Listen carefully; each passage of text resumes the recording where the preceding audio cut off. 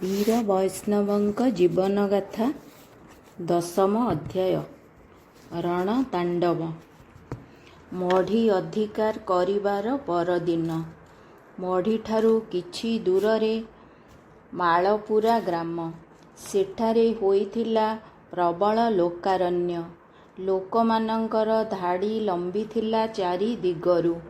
ରାଜାଘର ଖମାର ଭାଙ୍ଗି ସେଠାରେ ଗଚ୍ଛିତ ଥିବା ଭରଣ ଭରଣ ଧାନ ଲୋକମାନଙ୍କ ଭିତରେ ବାଣ୍ଟିବାର ବ୍ୟବସ୍ଥା କରିଥିଲେ ବୈଷ୍ଣବ ଏବଂ ତାଙ୍କର ସାଥୀମାନେ। ମଢ଼ି ପୋଡ଼ି ପରେ ସ୍ୱାଧୀନ ସରକାରର ପତାକା ଧରି ମୁକ୍ତିର ବାର୍ତ୍ତା ପ୍ରଚାର କରିବା ପାଇଁ ସେମାନେ ପହଞ୍ଚିଥିଲେ ମାଳପୁରା ଗ୍ରାମରେ। ଲୋକମାନେ ମହା ଆନନ୍ଦରେ ଧାନ ବୋହି ନେଉଥିଲେ। ପ୍ରଜାମଣ୍ଡଳର ଜୟଧ୍ୱନି ଚାଲିଥିଲା। ମାଳପୁରା ଖମାରୀ ଦାସ ବିଶ୍ୱାଳ ଭୟରେ ଲୁଚିଥିଲା। ତାକୁ ଓ ତା ପୁଅମାନଙ୍କୁ ଧରି ଖୁଣ୍ଟରେ ବାନ୍ଧିଦେଲେ ସଂଗ୍ରାମୀମାନେ। ତା ଉପରେ ରାଗ ଥିଲା ଆଗରୁ। ସେ ଗରିବ ଲୋକମାନଙ୍କଠାରୁ ହାଣ୍ଡନୋଟ ଓ ତମସୁକ ଲେଖିନେଇ ଚଢ଼ା ସୁଧରେ ସେମାନଙ୍କୁ ଧାନ ଓ ଟଙ୍କା ପଇସା ଋଣ ଦେଉଥିଲା। ଅତ୍ୟାଚାର ଓ ଶୋଷଣର ସେ ଥିଲା ଗୋଟିଏ ମୂର୍ତ୍ତିମନ୍ତ ପ୍ରତୀକ। ବାଲିଗୋରଡ଼ର ସୂତାକଟା ତକଲି କେନ୍ଦ୍ରର ସ୍ୱେଚ୍ଛାସେବୀମାନେ ଥରେ ତା ପାଖକୁ ଯାଇଥିଲେ ଚାନ୍ଦା ଭେଦା ମାଗି। ସେ ସାହାଯ୍ୟ ନ ଦେଇ ଅପମାନ କରିଥିଲା ପ୍ରଜାମଣ୍ଡଳକୁ। ସବୁ ରାଗ ଶୁଝିବା ବେଳ ଆସିଗଲା। ଖମାର ଭାଙ୍ଗି ଧାନ ଲୋକମାନଙ୍କୁ ବାଣ୍ଟି ଦିଆଗଲା। ଖମାରୀର ସିନ୍ଧୁକରୁ ସମସ୍ତ ହ୍ୟାଣ୍ଡନୋଟ ତମସୁକ ବାହାର କରି ପୋଡ଼ି ଦିଆଗଲା। ବନ୍ଧକୀ ଜିନିଷ ଲୋକମାନଙ୍କୁ ଫେରାଇ ଦିଆଗଲା। ସମ୍ପାଦୀ ସାହୁ ବୈଷ୍ଣବଙ୍କୁ କହିଲେ, ଆମେ ପଢ଼ିଥିଲେ ଫରାସୀ ରାଷ୍ଟ୍ର ବିପ୍ଳବର ବାସ୍ତିଲ ଦୁର୍ଗ ପତନର କଥା। ଅତ୍ୟାଚାରର ପ୍ରତୀକ ସେ ଦୁର୍ଗକୁ ଭାଙ୍ଗି ଦିଆଯାଇଥିଲା। ମାଳପୁରା ଖମାର ଏଠି ଅତ୍ୟାଚାରର ପ୍ରତୀକ। ତାର ଖମାରୀ ଦାସ ବିଶ୍ୱାଳକୁ ପାନେ ଦବା ଦରକାର। ମଢ଼ି ପୋଡ଼ି ପରେ ମାଳପୁରା ଖମାର ଅଧିକାର ମଢ଼ି ଅଞ୍ଚଳରେ ଘୋର ଆଲୋଡ଼ନ ସୃଷ୍ଟି କଲା। ମାଳପୁରା ଅପରେସନ ପରେ ନିଷ୍ପତ୍ତି ହେଲା ପୁଣି ପରଜଙ୍ଗ ଥାନା ଅଧିକାର କରିବା ପାଇଁ। ଗୋଟାଏ ଦୁଇଟା ସଫଳତା ସେମାନଙ୍କୁ ଆହୁରି ଆଗେଇବା ପାଇଁ ଉଚ୍ଚକିତ କରିଥିଲା। ଚାନ୍ଦପୁର ଥାନା ବାଟ ଦେଇ ପରଜଙ୍ଗ ଯିବାକୁ ହେବ। ଏ ଦୁଇ ଥାନା ଅଧିକାର କଲେ ସମଗ୍ର ମଢ଼ି ସବ୍‌ଡିଭିଜନ ସ୍ୱାଧୀନ ସରକାର ହାତକୁ ଆସିଯିବ। ପରଜଙ୍ଗ ରହିଯାଇଥିଲା ପଛରେ। ସେମାନେ ବାଲିଗୋରଡ଼ ବାଟ ଦେଇ ଗୁଣ୍ଡଚାନାଳି ଗାଁ ପାଖରେ ପହଞ୍ଚିଲେ। ପୋଲିସ ଫୌଜକୁ ଭୁଆଁ ବୁଲିବା ପାଇଁ ଏପରି ବୁଲାଣି ରାସ୍ତା ଧରିବା ଦରକାର ହେଲା। ତା ଛଡ଼ା ଅଧିକ ଗ୍ରାମରେ ସ୍ୱାଧୀନତାର ବାର୍ତ୍ତା ପହଞ୍ଚାଇ ହେବ। ଗୁଣ୍ଡିଚାନାଳିରେ ହାତୀଧରା ଗିରିଦା ଥାଏ। ଗାଁର ଅନେକ ଲୋକଙ୍କର ଗୋଡ଼ ହାତ ଖଣ୍ଡିଆ। ରାଜା ସୁରପ୍ରତାପଙ୍କ ଅମଳରୁ ଏ ଗାଁର ଲୋକେ ହାତୀଧରା ବ୍ୟାପାରରେ କ୍ଷତ ବିକ୍ଷତ। ଗୁଣ୍ଡିଚାନାଳିରେ ସେଦିନ ରାତିରେ ସଭା ହେଲା। ପରଦିନ ସକାଳେ ପହଞ୍ଚିଲେ କାଦୁବସନ୍ତ ଗ୍ରାମରେ। ତାପରେ ପାକଟମୁଣ୍ଡା ଗାଁର ରକ୍ତଝରଣ ଜଙ୍ଗଲରେ ରହିଲେ ରାତିଏ। ସେଠୁ ଗଲେ କରତଖମଣା। କରତଖମଣା ଗଣ୍ଡମାନଙ୍କର ଗାଁ। ସେଠି ବୈଷ୍ଣବଙ୍କ ସହିତ ବୁଢ଼ା ଯମୁନା ଗଣ୍ଡର ଦେଖା ହେଲା। ଯମୁନା ଗଣ୍ଡ 1938 ଆନ୍ଦୋଳନ ବେଳେ ପ୍ରଜାମଣ୍ଡଳର ଚିଠିପତ୍ର ଓ ରଣଭେରୀ କାଗଜ ଦବାନବା କରୁଥିଲା କେଳା ବେଶରେ। ପରବର୍ତ୍ତୀ ଗାଁ ଗଡ଼ପଳାଶୁଣୀ। ଗାଁର କୋଠଘରେ ବୈଷ୍ଣବ ପାଣିଙ୍କର ପ୍ରହଲ୍ଲାଦ ଚରିତ ହିରଣ୍ୟକଶ୍ୟପ ବଧ ନାଟକ ଅଭିନୀତ ହୋଇଥିଲା। ସଂଗ୍ରାମୀମାନେ ନାଟକ ଦେଖିଲେ। ଗାଁ ସଭା ମଧ୍ୟ ହେଲା। ଗଡ଼ ପଳାଶୁଣୀ ପରେ ପହଞ୍ଚିଲେ କଲଦା ଗ୍ରାମରେ। ପାଖ ଗାଁ କୁଆଳ ଓ ପଙ୍ଗାତିରା। ପ୍ରତ୍ୟେକ ଗ୍ରାମରୁ କିଛି ସ୍ୱେଚ୍ଛାସେବୀ ଓ ବନ୍ଧୁକ ସଂଗ୍ରହ କରି ଆଗକୁ ଚାଲିଥାନ୍ତି ସେମାନେ। କଲଦା ଗାଁରୁ ଖବର ମିଳିଲା ପୁଲିସ ଫୌଜ ଆସୁଛନ୍ତି। ସେଠୁ ସେମାନେ ଗଲେ ପାଖ ପାରାପୁରୀ ପାହାଡ଼କୁ। ସେଠାରେ ଲୁଚି ରହିଲେ ଗୋଟାଏ ଦିନ। ମାଣିକ ମରାର ଦେବରାଜ ପାତ୍ର ଓ ତାଙ୍କ ଭାଇ ଧର୍ମରାଜ ପାତ୍ର ସେଠି ବୈଷ୍ଣବଙ୍କ ସହ ମିଶିଲେ। ସେମାନେ ସାରିଆପଡ଼ା, କଙ୍କଡ଼ାହାଡ଼ ଓ ପାଣି ଗେଙ୍ଗୁଟିଆ ଖମାର ଭାଙ୍ଗି ଲୋକମାନଙ୍କ ଭିତରେ ଧାନ ବାଣ୍ଟି ଦେଇଥିଲେ। ପାରାପୁରୀ ପାହାଡ଼ରେ ଥାଇ ଚାନ୍ଦପୁର ଥାନା ଅଧିକାର ପାଇଁ କୌଶଳ ସ୍ଥିର ହେଲା। ବୈଷ୍ଣବଙ୍କ ସହିତ ଶହ ଶହ ଲୋକ ସେତେବେଳକୁ ଯୋଗ ଦେଇ ସାରିଥିଲେ। ଚାନ୍ଦପୁର ଥାନାରେ ପହଞ୍ଚିଲା ବେଳକୁ ଥାନା ପରିସର ଶୂନଶାନ୍। ଥାନା ଅଫିସରଙ୍କଠାରୁ ଆରମ୍ଭ କରି ଚୌକିଦାର ପର୍ଯ୍ୟନ୍ତ ସମସ୍ତେ ଥାନା ଛାଡ଼ି ପଳେଇ ଯାଇଥିଲେ। ଅସ୍ତ୍ରଶସ୍ତ୍ର ବି କିଛି ନଥିଲା। ଚାନ୍ଦପୁର ଥାନା ଘର ଓ ଅନ୍ୟାନ୍ୟ ଆସବାବପତ୍ର ପୋଡ଼ି ଦିଆଗଲା ବିନା ବାଧା ବିଘ୍ନରେ। ସେଠି ରାଜ ସରକାରର 2 ଜଣ ଗୁପ୍ତଚର ଧରା ପଡ଼ିଲେ। ସେମାନଙ୍କର ପ୍ରକାଶ୍ୟ ବିଚାର କଲେ କିଶୋରୀ ବେହେରା ପ୍ରଧାନ। ଦଣ୍ଡ ସ୍ୱରୂପ ସେମାନଙ୍କ ମୁହଁରେ ଚୂନ କଳା ବୋଳି ଗଧ ପିଠିରେ ବସେଇ ସେମାନଙ୍କୁ ଗାଁ ସାରା ପରିକ୍ରମା କରାଗଲା। ପରଦିନ କୁଆଳ ଗାଁର ଅନ୍ନପୂର୍ଣ୍ଣା ହାଟ ପଛପାଖ ଜଙ୍ଗଲରେ ରହିଗଲେ ସଂଗ୍ରାମୀମାନେ। ଗାଁ ମାନଙ୍କରୁ ଖାଇବା ପିଇବା ଆସୁଥାଏ ବାଟ ସାରା। ଆନନ୍ଦ ଉଲ୍ଲାସ ଚାଲିଥାଏ। ପରଦିନ ସ୍ୱାଧୀନ ସେନାନୀ ବାହାରିଲେ ପରଜଙ୍ଗ ଅଭିମୁଖେ।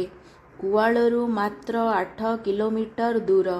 ତେବେ ପରଜଙ୍ଗ ଥାନାକୁ ପୁଲିସ ଫୌଜ ଆସିବାର ସମ୍ବାଦ ମିଳିବାରୁ ଏହାର ସମ୍ମୁଖୀନ ହେବା ପାଇଁ ନୂଆ କୌଶଳ ସ୍ଥିର କଲେ ବୈଷ୍ଣବ। ସ୍ଥିର ହେଲା ଯେ ପରଜଙ୍ଗ ଥାନାକୁ ଦକ୍ଷିଣ ପଟୁ ଆକ୍ରମଣ କରାଯିବ। ସେଥିପାଇଁ ବିଶାଳ ଜନତା ରହିବେ ସ୍ୱାଧୀନ ସୈନିକଙ୍କ ପଛେ ପଛେ। 2 ଭାଗ ହୋଇ ଯିବେ ସେମାନେ। ବୈଷ୍ଣବଙ୍କ ନେତୃତ୍ୱରେ ପ୍ରାୟ 1500 ଗଲେ ନାଉପାଳ ଜହ୍ନାପଡ଼ା ରାସ୍ତାରେ। ଅନ୍ୟ ଦଳ ଗଲେ ଦେବରାଜ ପାତ୍ରଙ୍କ ନେତୃତ୍ୱରେ ପୂର୍ବ ଦିଗରେ। ଉଭୟ ବାହିନୀ ଗାଁ ମାନଙ୍କରୁ ଲୋକ ସଂଗ୍ରହ କରି କରି ପୁଣି ଏକାଠି ହେବେ କନ୍ଦରସିଂହା ଗାଁ ପାଖରେ। ତାପରେ ମିଳିତ ଆକ୍ରମଣ ହେବ ପରଜଙ୍ଗ ଥାନା ଉପରେ। ସେଦିନ ଥିଲା ସେପ୍ଟେମ୍ବର 4 ତାରିଖ 1942 ମସିହା ଭାଦ୍ରବ ଶୁକ୍ଳ ନବମୀ ଶୁକ୍ରବାର। ଝୁଲଣ ପୂର୍ଣ୍ଣିମା ସରି ଯାଇଥିଲା। ଆକାଶରେ ଜହ୍ନ ନଥିଲା। ବର୍ଷା ହେଉଥିଲା ରହି ରହି। ସନ୍ଧ୍ୟା ପୂର୍ବରୁ ପରଜଙ୍ଗରେ ପହଞ୍ଚିବାକୁ ହେବ। ବୈଷ୍ଣବ ତାଙ୍କ ବାହିନୀର ସମ୍ମୁଖରେ ଥିଲେ। ତାଙ୍କ ପଛକୁ ତ୍ରିରଙ୍ଗା ପତାକାଧାରୀ ସମ୍ପାଦୀ ସାହୁ। ବନ୍ଧୁକ ଧରିଥିଲେ ମୂଷା ମଲ୍ଲିକ, କୁଳମଣି, ଜୟଦେବ ଓ ଲୋଚନ ସିଂ। ନାଉପାଳ ଗାଁ ପାଖରେ ବର୍ଷାର ବେଗ ବଢ଼ିଲା। ବୈଷ୍ଣବ ଓ ସାଥୀମାନେ ତଥାପି ହିଡ଼ ଉପରେ ପାଦ ଚିପି ଚିପି ଚାଲିଥିଲେ। ତାପରେ ଆସିଲା ଜହ୍ନାପଡ଼ା ଆମ୍ବତୋଟା। ହଠାତ୍ ଗୁଳି ଶବ୍ଦ ହେଲା। ବୈଷ୍ଣବ ଦେଖିଲେ ପାଖ ପୋଖରୀ ଆଡ଼ିରେ ପୋଲିସ ଫୌଜ ଶୋଇ ରହି ଗୁଳି କରୁଚନ୍ତି। ସେ ହୁଇସିଲ୍ ମାରିଲେ। ପ୍ରତି ଆକ୍ରମଣ ଆରମ୍ଭ ହୋଇଗଲା। ପ୍ରାୟ 2 ଘଣ୍ଟା ଚାଲିଲା ଗୁଳି ବିନିମୟ ଯୁଦ୍ଧ। ଗୁଳି ମାଡ଼ରେ ଆମ୍ବ ଡାଳମାନ ଛିଡ଼ି ତଳେ ଗଦା ହେଲା। ଆମ୍ବଗଛ ଉହାଡ଼ରେ ରହି ସ୍ୱାଧୀନ ସେନାନୀ ଆକ୍ରମଣର ମୁକାବିଲା କରୁଥିଲେ। ବର୍ଷାରେ ସେମାନଙ୍କର ଦେଶୀ ବନ୍ଧୁକର ବାରୁଦ ଗୁଳି ଗିଲା ହୋଇଯିବା ଫଳରେ ଆଉ ଫୁଟିଲା ନାହିଁ। ଦେବରାଜ ପାତ୍ରଙ୍କ ଦଳ ଆସି ପହଞ୍ଚିଗଲେ। ଆକାଶରେ ବର୍ଷା, ଚପଳା ଓ ଘଡ଼ଘଡ଼ି ଶବ୍ଦ। ଏଣେ ଗୁଳି ବର୍ଷଣ। ଭାରତ ଛାଡ଼ ଆନ୍ଦୋଳନର ଏକ ରକ୍ତିମ ଅଧ୍ୟାୟ ଲେଖି ହୋଇଗଲା ଜହ୍ନାପଡ଼ାର ସେହି ଆମ୍ବ ତୋଟାରେ। ଯୁଦ୍ଧଭୂମିରେ ବେଣୁଧର ସାହୁ ଏବଂ ବୀରବର ସାହୁ ଗୁଳିମାଡ଼ରେ ଟଳିପଡ଼ି ଶହୀଦ ହେଲେ। ଶହୀଦ ରକ୍ତରେ ରଞ୍ଜିତ ହୋଇଗଲା ଜହ୍ନାପଡ଼ାର ମାଟି। ରକ୍ତ ତୀର୍ଥ ହେଲା ଜହ୍ନାପଡ଼ା।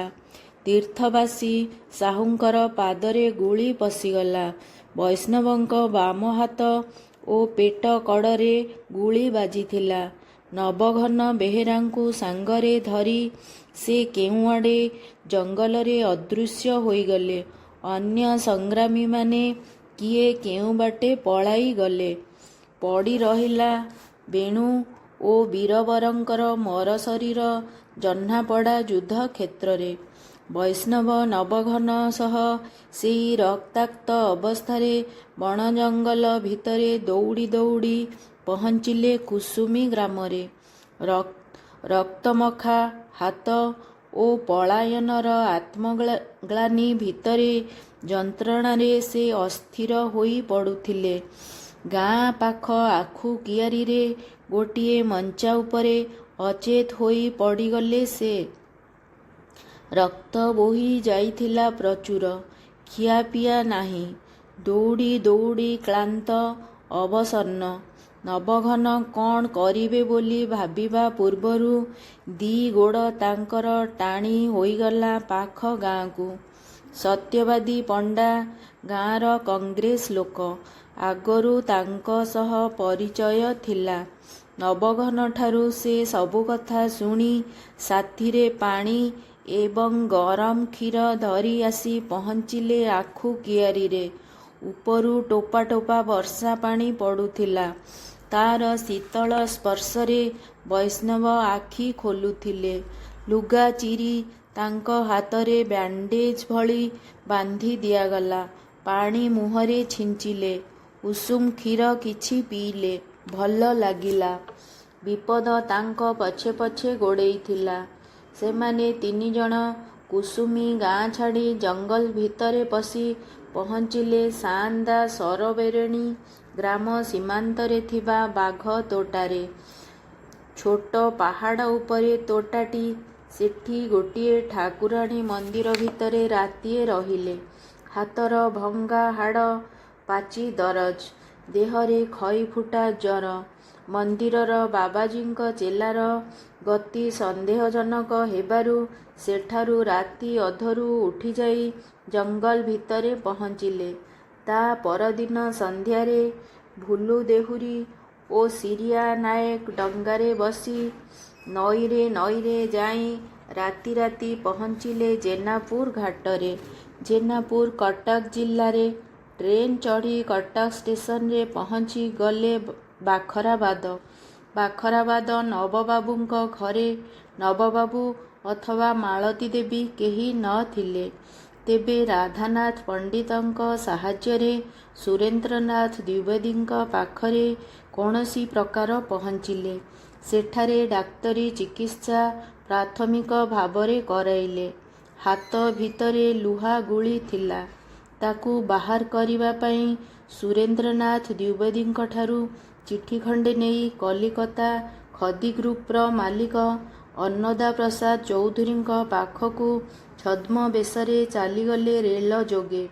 କଟକରେ ଦ୍ୱିବେଦୀଙ୍କ ପାଖରେ ରହିବା ବିପଦଜନକ ଥିଲା। ଶ୍ରୀ ଦ୍ୱିବେଦୀ ଲୁଚି ଲୁଚି ଅଗଷ୍ଟ ଆନ୍ଦୋଳନ ଚଳାଉଥିଲେ କଟକରେ। ମୁକ୍ତି ସଂଗ୍ରାମର ଇତିହାସରେ ଅନେକ ବୀରତ୍ୱବ୍ୟଞ୍ଜକ ପଳାୟନର କଥା ଲେଖାଅଛି। ସୁଭାଷ ବୋଷଙ୍କ ପଳାୟନ ଅସାଧାରଣ ବୀରତ୍ୱ ଓ ସାହସର ଗୋଟିଏ ଅମଳିନ ଆଲେଖ୍ୟ। ବୈଷ୍ଣବଙ୍କର ଜହ୍ନାପଡ଼ା ଯୁଦ୍ଧଭୂମିରୁ ଆହତ ଅବସ୍ଥାରେ ପଳାୟନ ସେହିପରି ଏକ ଦୁଃସାହସିକ ଘଟଣା। ଗୁଳିବିଦ୍ଧ ଅବସ୍ଥାରେ ଜହ୍ନାପଡ଼ାଠାରୁ ଦୌଡ଼ି ଦୌଡ଼ି ବ୍ରାହ୍ମଣୀ ନଦୀ ପାର ହୋଇ ସବୁରି ଆଖିରେ ଧୂଳି ଦେଇ କଟକ ବାଟେ ବୈଷ୍ଣବଙ୍କର କଲିକତା ପଳାଇଯିବା ସ୍ୱାଧୀନତା ଆନ୍ଦୋଳନର ଇତିହାସରେ ଏକ ରୋମାଞ୍ଚକର ଘଟଣା।